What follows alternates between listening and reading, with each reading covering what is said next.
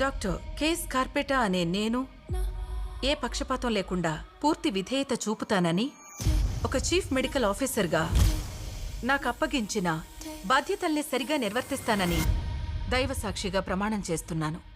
ఈసారి ఎలా ఉంటుందో చూద్దాం. Good luck doctor స్కార్పెటా.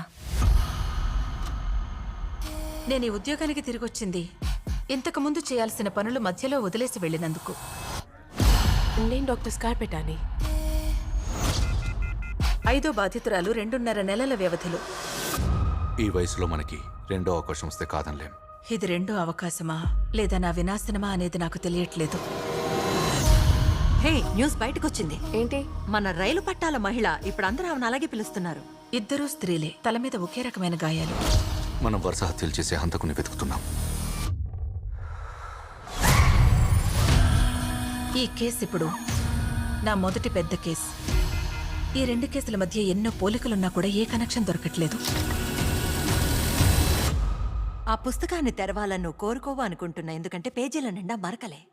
ఓ, కళ్ళతో చంపేస్తున్నావు. ఒకవేళ ఆ వ్యక్తే అయితే? గతాన్ని పక్కన పెట్టి మనం పరిగెత్తాలి. నువ్వు ఇలా ఉండేదానివి కాదు. మ్యాట్ పీటర్సన్ కేసులో ఏం జరిగింది, అది మళ్ళీ బయటకు వస్తుందని ఎందుకంత భయపడుతున్నావు?